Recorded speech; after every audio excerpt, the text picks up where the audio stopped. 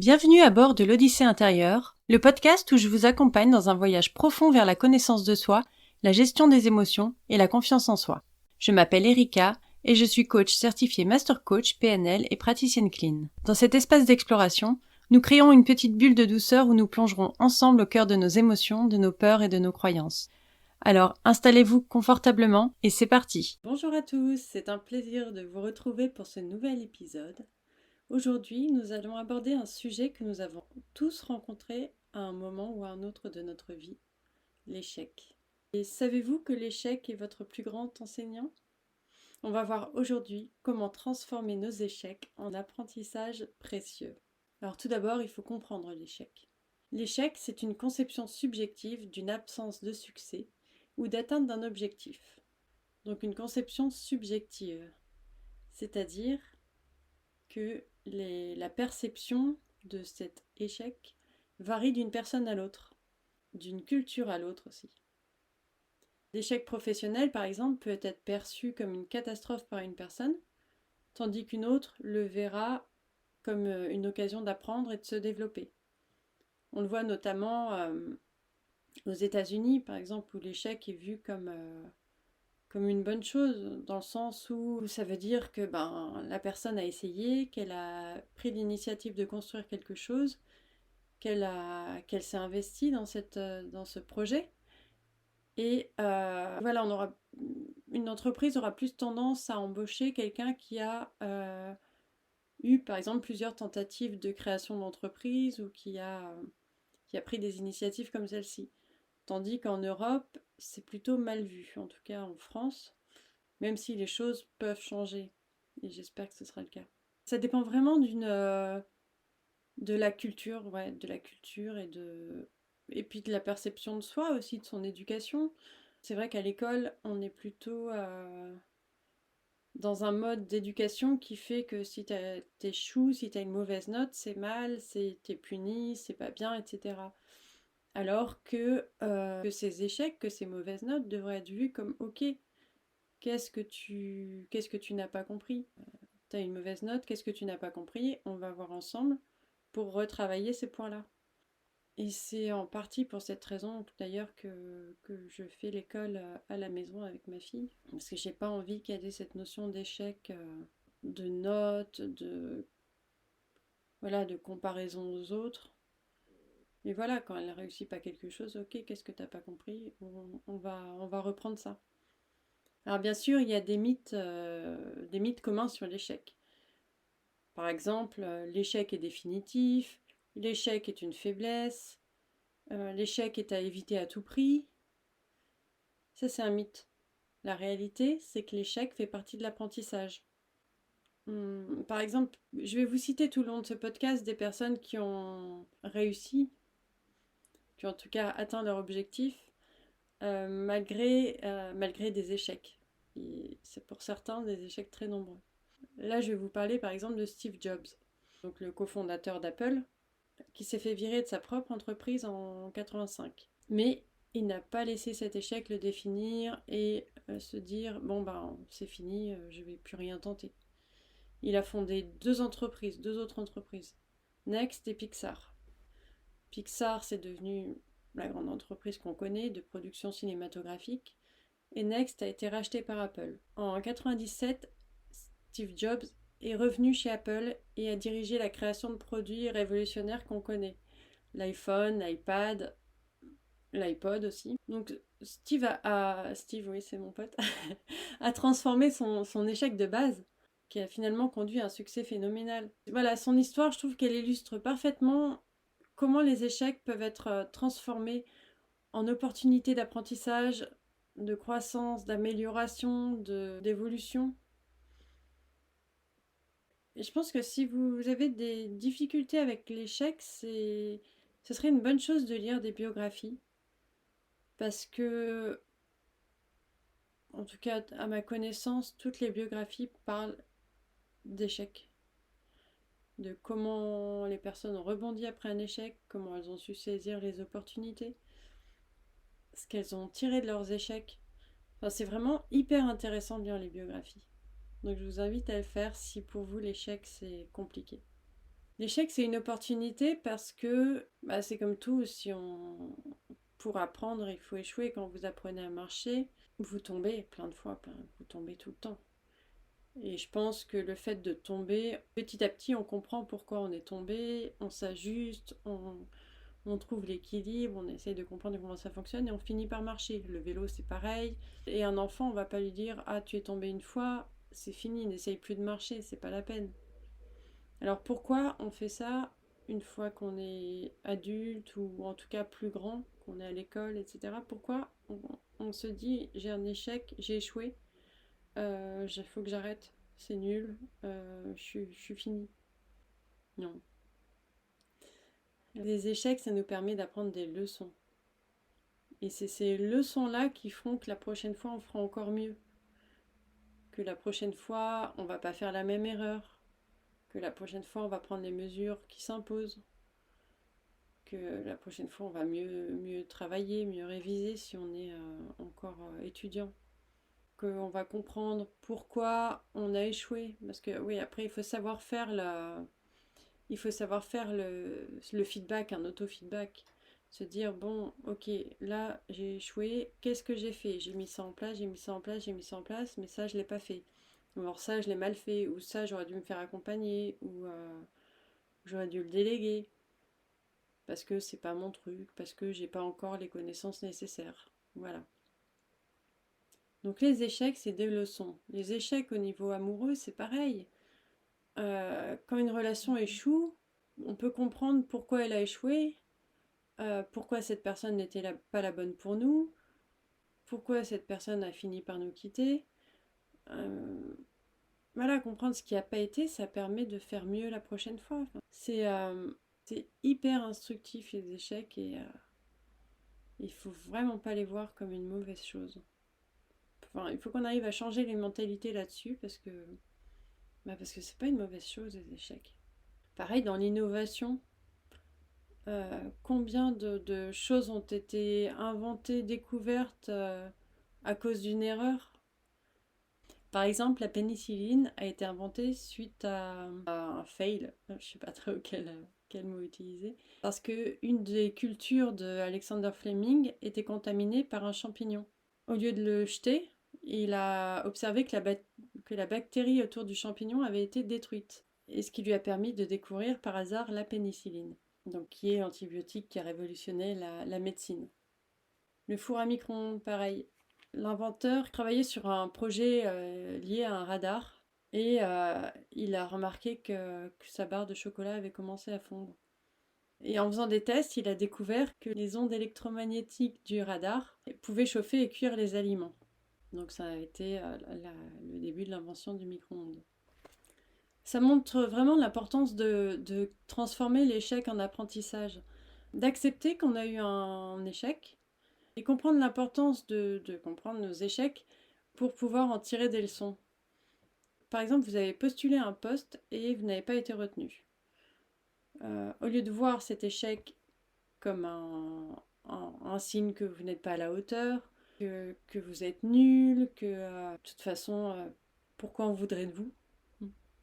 Vous pouvez demander un retour d'information à la personne avec qui vous avez eu l'entretien pour savoir ce que vous pouvez améliorer et par la suite investir du temps et de l'énergie pour acquérir les compétences qui manquent.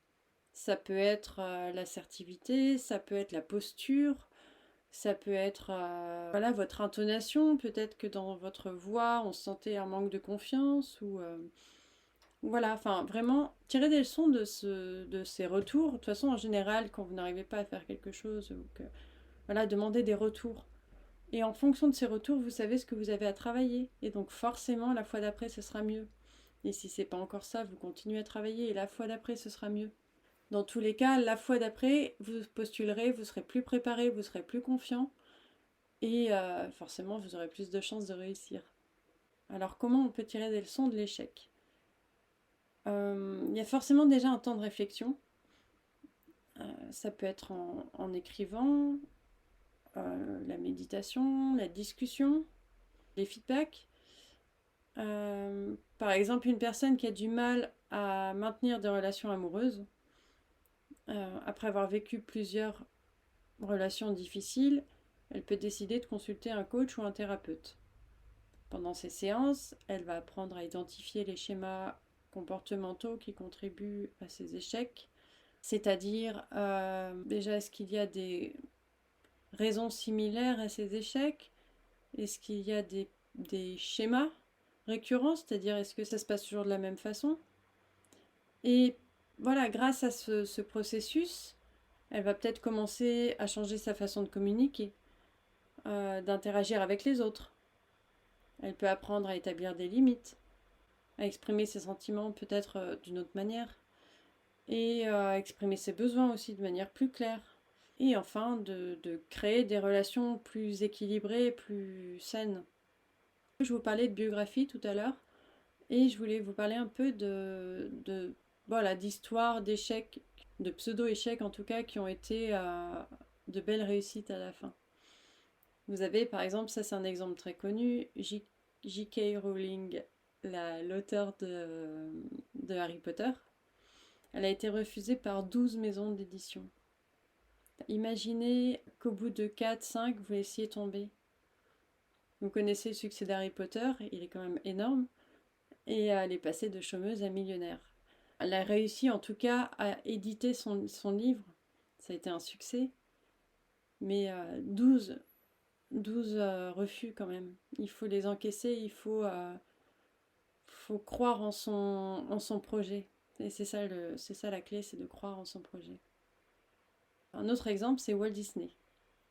Donc avant de créer l'empire Disney tel qu'on le connaît, il a été licencié par un rédacteur en chef de journal. Ce rédacteur en chef lui a dit qu'il manquait d'imagination et qu'il n'avait pas de bonnes idées. Maintenant on en rit, mais il aurait pu être sacrément découragé et laisser tomber. Et surtout qu'après il a créé plusieurs entreprises qui ont toutes échoué et qui ont été fermées.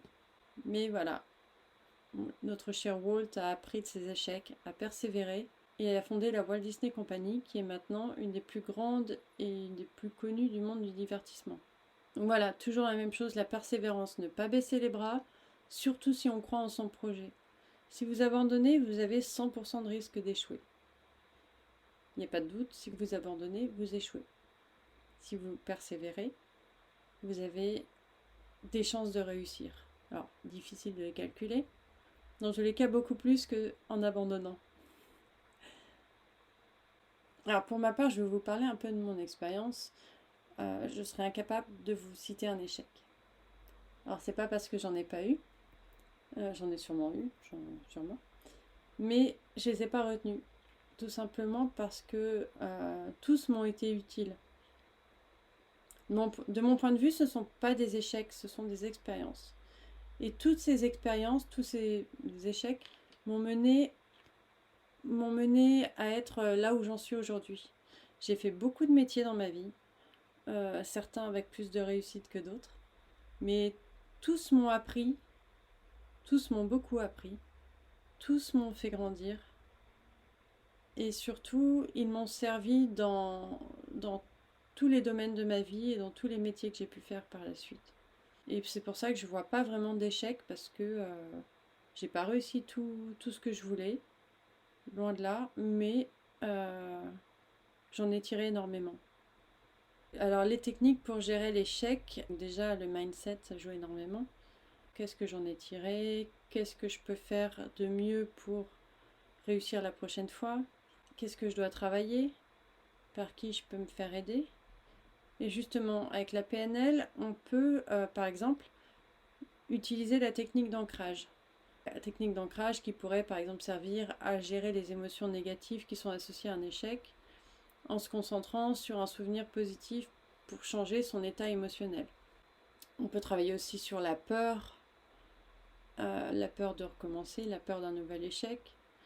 Entre le PNL et le clean, en fait, on a une palette assez importante pour pouvoir gérer la peur de l'échec, pour pouvoir gérer les émotions liées à cet échec, pour pouvoir changer son état d'esprit.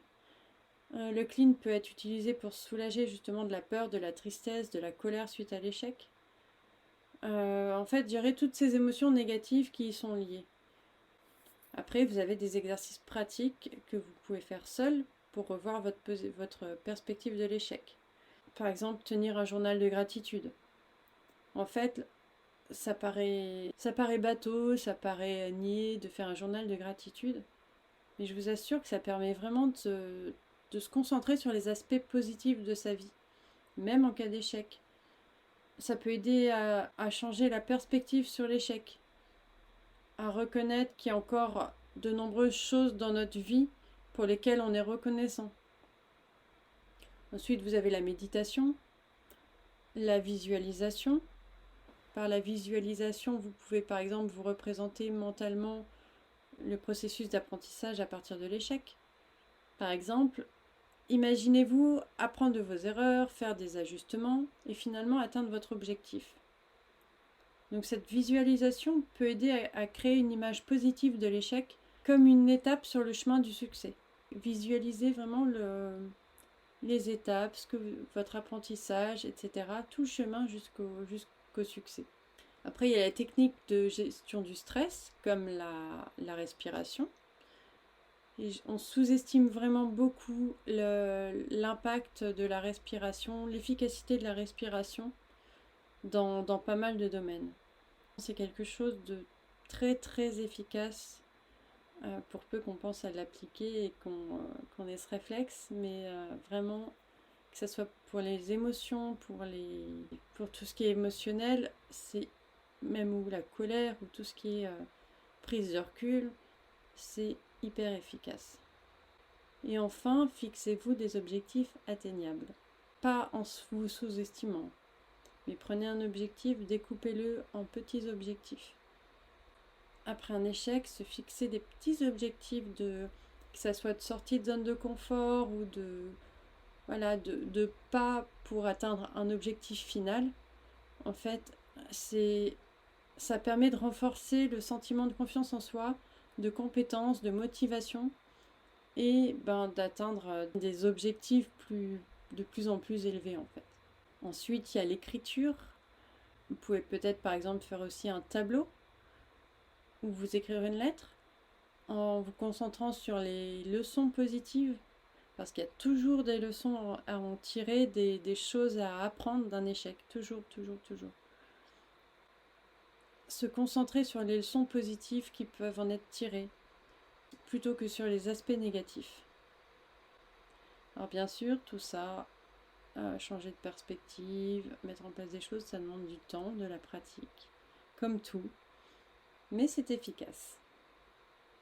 Alors je vous propose d'essayer, peut-être pendant 15 jours, 3 semaines, et me donner vos retours par la suite, me dire si ça a été efficace chez vous, si ça vous a aidé, et ce que vous avez mis en place.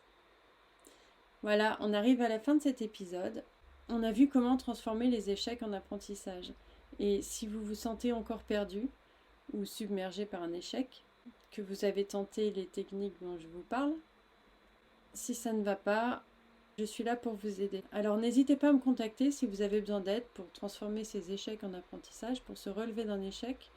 Et vous pouvez me contacter par mail, par mon site, par Instagram, par où vous le souhaitez. Je vous souhaite une très bonne semaine et je vous embrasse.